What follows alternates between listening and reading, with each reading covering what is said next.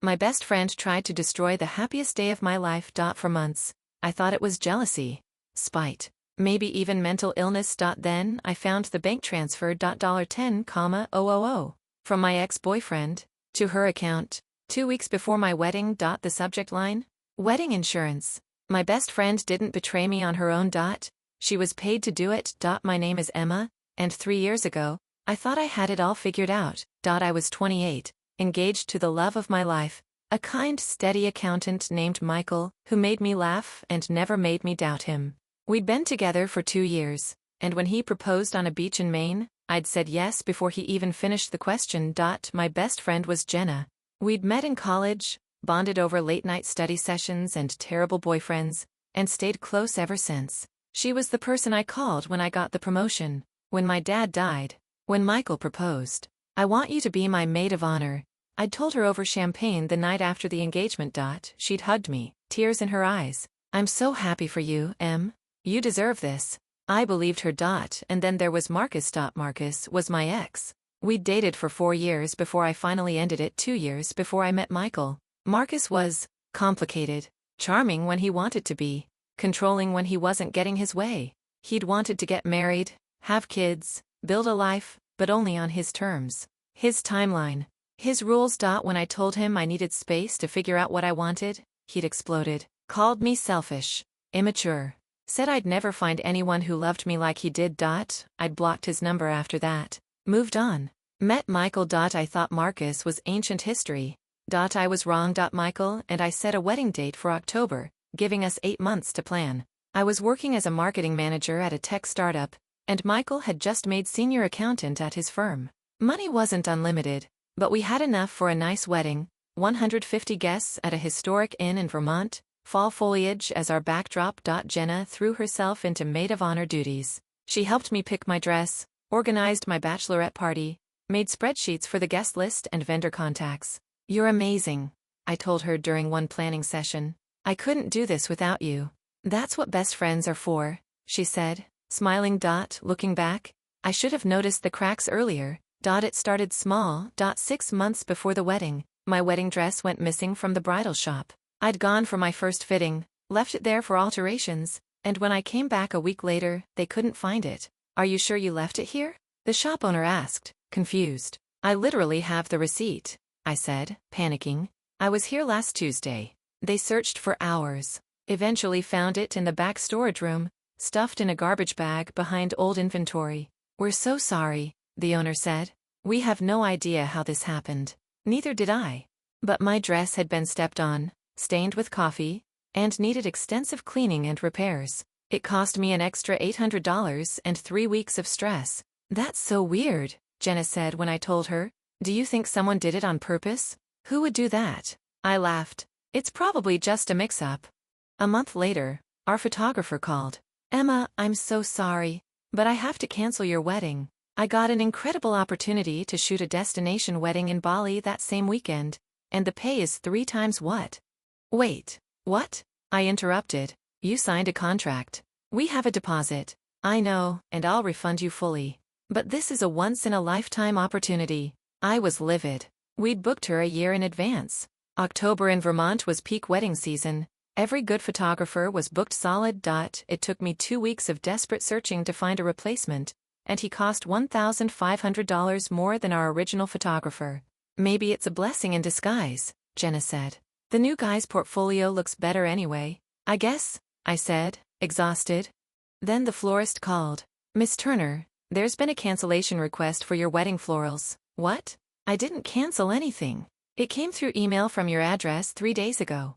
We've already refunded the deposit. My blood ran cold.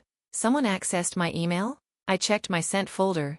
Sure enough, there was an email I never sent, canceling our flowers. I changed all my passwords immediately, called the florist back, begged them to reinstate our order. They'd already booked another wedding for that date. I cried for an hour. Maybe you got hacked? Jenna suggested. There's so much identity theft these days. But why would someone specifically cancel my wedding vendors? I asked. Random malice? Some people are just cruel. 3 months before the wedding, things got worse. My venue called. Emma, we need to discuss your guest list. We received an update showing 300 guests, But you're only contracted for 150. I never sent an update. Our list is still 150. Well, someone using your email address requested we prepare for 300, which would require upgrading your package. The cost difference is $8,000. Another email I didn't send. I was starting to lose my mind. You need to report this to the police, Michael said. Someone is targeting you. But who? I asked. And why? I filed a police report. They said unless I had proof of who was doing it, there wasn't much they could do. Change your passwords. Monitor your accounts. Be vigilant. Great. Helpful. 2 months before the wedding, my bridesmaids started getting strange messages. Emma asked me to drop out of the wedding, my cousin Sarah told me, confused. She said there were too many bridesmaids and she was cutting people. I never said that, I insisted. I know, that's why I'm calling you. The message came from a fake Facebook account using your name and photo.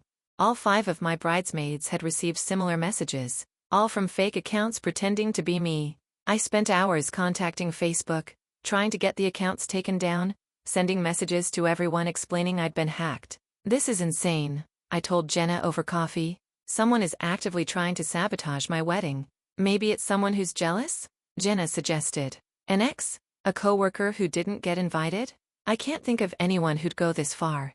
What about Marcus? She asked. I froze. Marcus?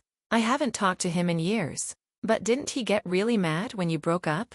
Maybe he's still holding a grudge? That was years ago. He's probably moved on. Have you checked? I hadn't. That night, I looked up Marcus on social media. His accounts were private. But from what I could see, he was still single.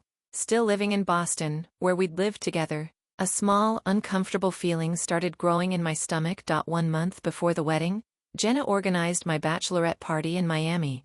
5 girls, 3 days, a beach house rental. The first 2 days were perfect.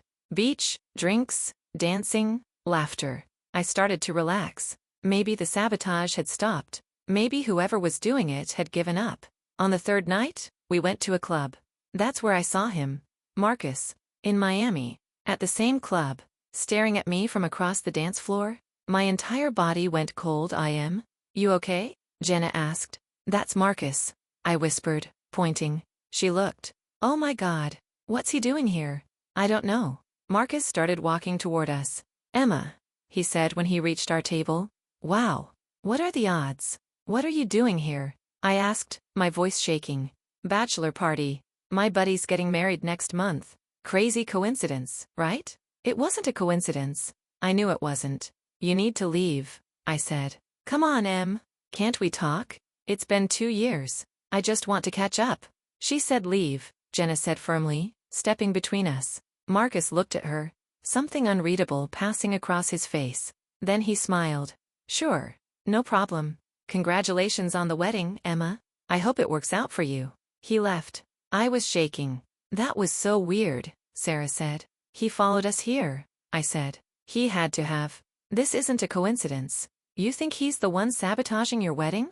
Jenna asked. I don't know. Maybe. We left the club immediately, went back to the beach house, and I spent the rest of the night looking over my shoulder. The week before my wedding was chaos. My baker called. Emma, I need to confirm the cake design. You sent me new specifications yesterday, but they're completely different from what we discussed. I didn't send anything. It came from your email. Another fake email. Another sabotage attempt. My DJ called. Did you want to change the entire playlist? I got your email, but these song choices are interesting. Total eclipse of the heart for the first dance? I'd never sent that email either. Someone was systematically trying to ruin every detail of my wedding, and I was starting to break. Maybe we should postpone, I told Michael, crying. This is too much. Someone clearly doesn't want this wedding to happen. No, Michael said firmly. We're not letting some psycho win. We're getting married, Emma. I don't care if we have to do it in a parking lot with store-bought cupcakes. I loved him so much in that moment. 3 days before the wedding, I got a call from the venue. Emma, we received a cancellation notice for your wedding. Let me guess, I said, hysteria creeping into my voice. From my email? Yes, but we didn't process it because we require phone confirmation for cancellations. I wanted to call and verify. Do not cancel my wedding, I said. Whatever emails you get, ignore them. I'll be there this Saturday. With 150 guests. Everything is happening. Understood. We'll put a note in your file. I hung up and screamed into a pillow. The rehearsal dinner was Friday night, the night before the wedding. Family and wedding party only, at a nice restaurant in Vermont. Everything was going smoothly. Too smoothly. I was waiting for the other shoe to drop.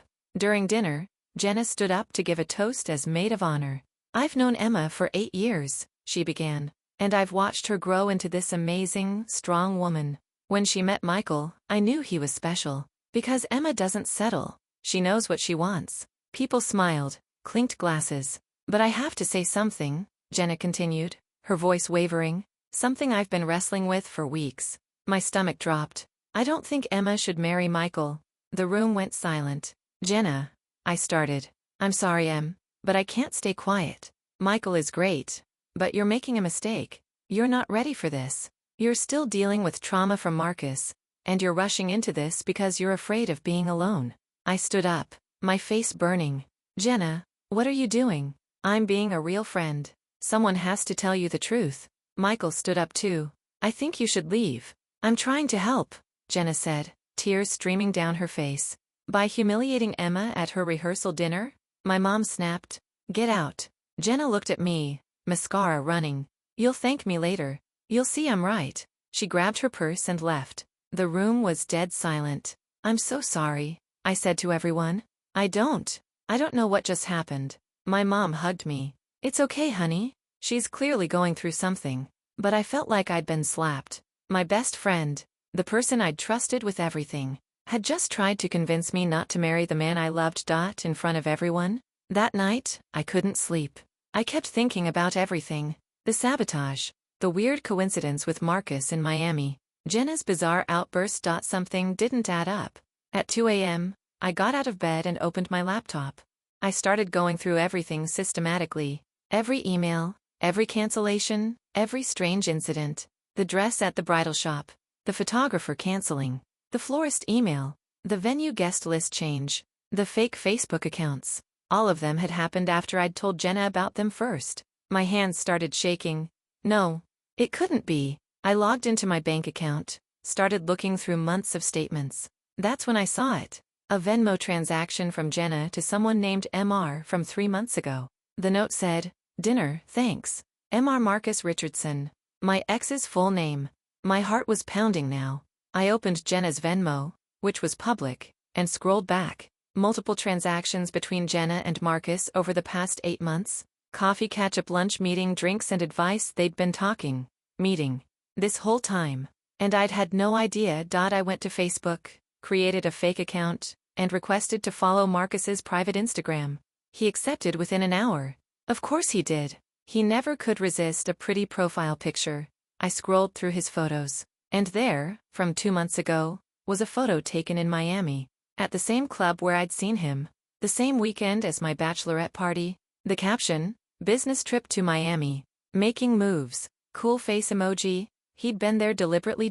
And Jenna had known.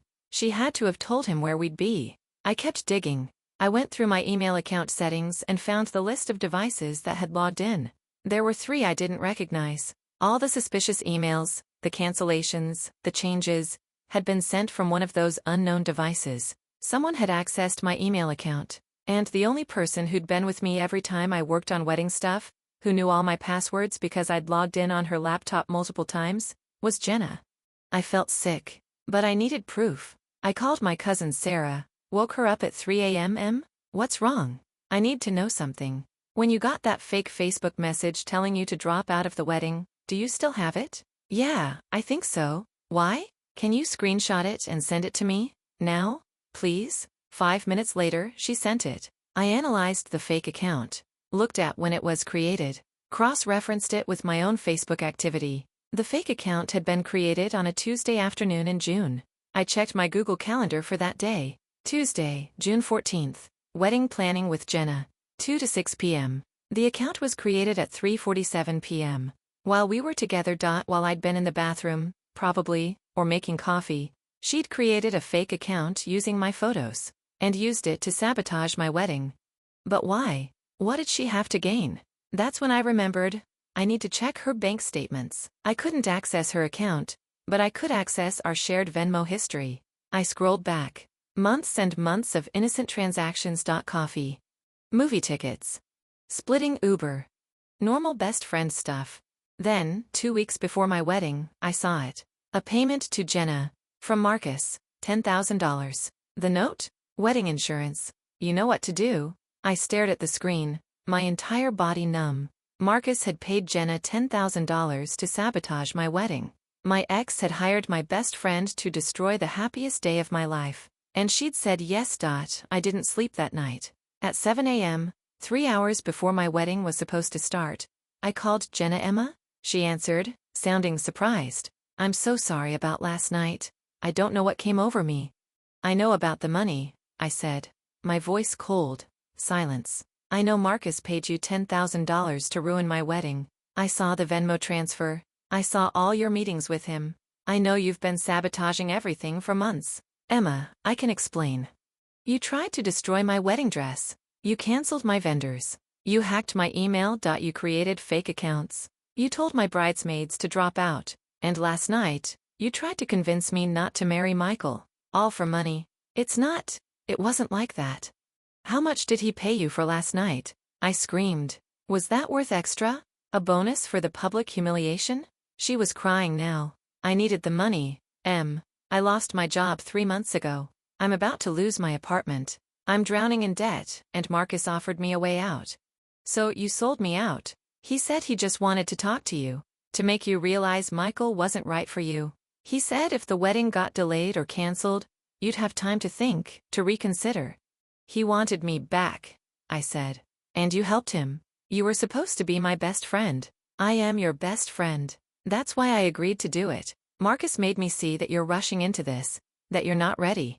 You don't get to decide that. You don't get to sabotage my life because some psycho ex paid you. I was going to give the money back, she sobbed. After last night, seeing your face, I realized I'd gone too far. I was going to come to the wedding and apologize. You're not invited to my wedding anymore. You're not my maid of honor. You're not my friend. You're nothing to me. Emma, please. I hung up. Then I blocked her number. I sat on the edge of my hotel bed in my wedding venue room, staring at my phone. 3 hours until the ceremony. My maid of honor had betrayed me. My ex had tried to destroy my wedding. My best friend had sold me out for $10,000. I should have been getting my hair and makeup done. Instead, I was trying not to have a complete breakdown. Michael knocked on the door. Em? Can I come in? I know it's bad luck, but I need to see you. I opened the door. He took one look at my face and wrapped me in his arms. What happened? I told him everything. The Venmo transfer. The meetings with Marcus. The sabotage. All of it. When I finished, Michael was quiet for a long moment. What do you want to do? He asked finally. What do you mean? Do you want to cancel? Postpone? I'll support whatever you decide. This is your day, Em. If you're not ready. I'm ready, I said firmly. I want to marry you. Today. Right now if possible. He smiled. Then we're getting married. But what about Jenna? She was supposed to be my maid of honor. She was supposed to give a speech, hold my flowers, help me with my dress. Sarah can do it. Or your mom.